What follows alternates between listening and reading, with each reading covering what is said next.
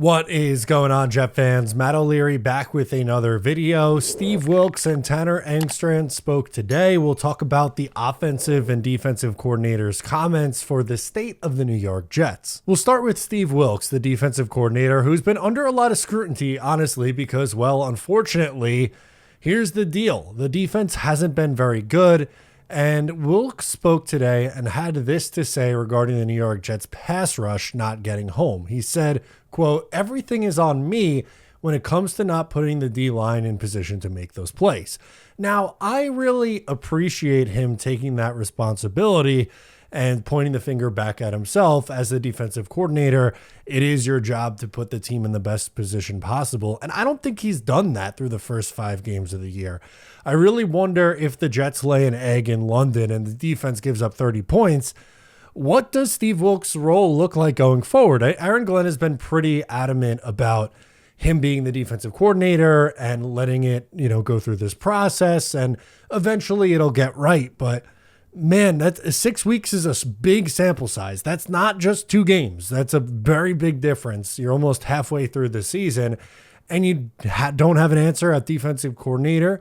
And eventually, if they keep losing, I think it's going to be on Aaron Glenn to take the reins over, man. Like, you can't let this season go down the drain because your defense is this bad. And as a former defensive coordinator, eventually you got to take over. That's my take on it. We also had Steve Wilks give a bit of a longer answer on how difficult it is for the Jets defense to find answers.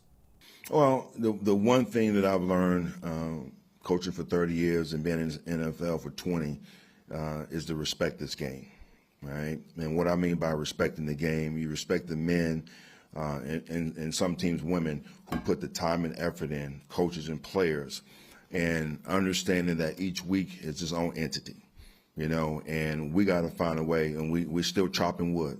And the thing that Coach talks about, which is repetitive in everybody's room, is just the consistency and the detail and the focus. And again, we've done a lot of great things as a unit.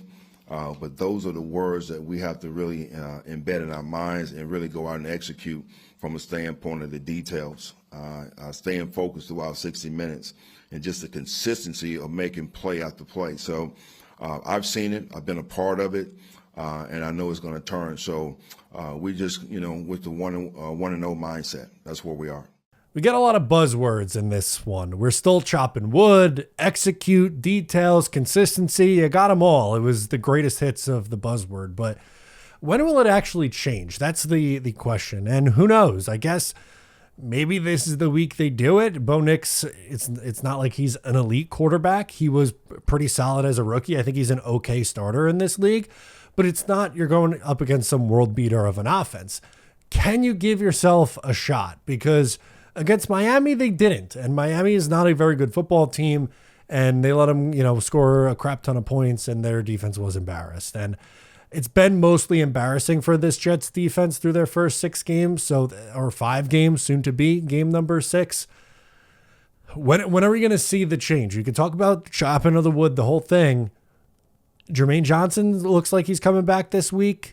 Is that going to be the big difference? I guess we'll see. Choosing work boots used to mean sacrificing comfort or durability. If they felt good, they didn't last. And if they lasted, they absolutely destroyed your feet. Brunt, though, they fixed that. So they built tough boots that feel great from day one. No break-in, no sore feet right out of the box, because people out there doing the real work shouldn't have to choose between comfort or durability. These are no doubt the most comfortable work boots that I've ever worn, and they felt comfortable right out of the box. No long, painful break-in like all those other brands, but they're not just comfortable. They're built to perform, whether you need waterproof, safety toe, soft toe, pull-on, or lace-up. They've got options that can handle whatever job site you're walking into, and Brunt stands behind what they make. You can wear them to work, and if they're not right for you, send them back. I don't know of any other brands that are doing that. That's a company that believes in their product. Right now, for a limited time, our listeners get $10 off at Brunt when using our code O'Leary at checkout. Just head to bruntworkwear.com, use the code O'Leary, and you're good to go. You also had Tanner Engstrand come to the defense of Justin Fields. I think he's getting rid of the ball at the time in which the play is telling him to get rid of the ball. Again, I think we talked previously, if we're trying to push the ball down the field on a play action pass, when do they start the stop clock? That's going to take a little bit longer as opposed to throwing quick game and throwing a slant or throwing an out route. So when we want to try to utilize some of those plays, it is going to inherently take a little bit longer for him to get rid of the ball. But is he sitting back there and just hanging onto the ball in the pocket and drop back pass? I really don't believe he is. And he is correct with the guys that can utilize their legs as a weapon. It is gonna increase the time to throw a little bit at times.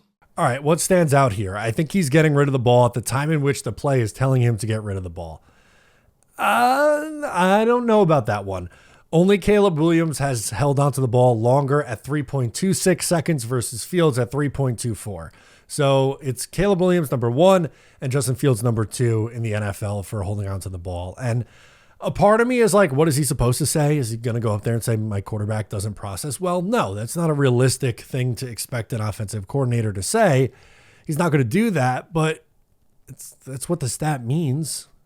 The offensive line is held up a decent amount. They weren't great against the Cowboys. There were, I'd say maybe it was half and half of the sacks were just offensive line miscues and half were holding on to a little bit too long. But this is an issue for both of the Jets quarterbacks. Even Tyrod Taylor is 6th in the NFL at 3.07 in time to throw.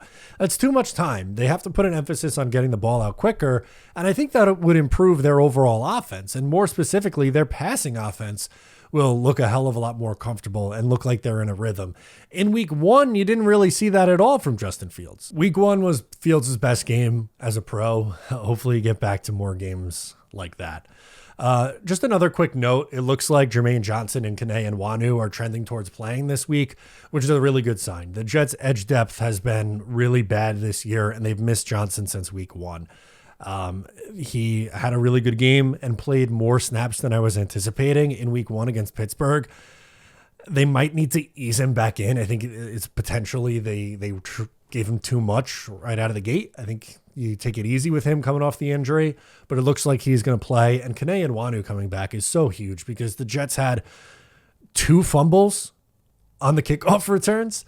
One from Isaiah Williams, the other from Xavier Gibson, who was cut in the absence of Nwanu in 4 games, which is obviously 4.5 games, which is not good. A lot of mistakes on special teams. And Nwanu, when healthy, is very clearly the Jets' best returner. That'll do it for me, guys. Thanks for hanging out. I'm Matt O'Leary. I'll catch you next time.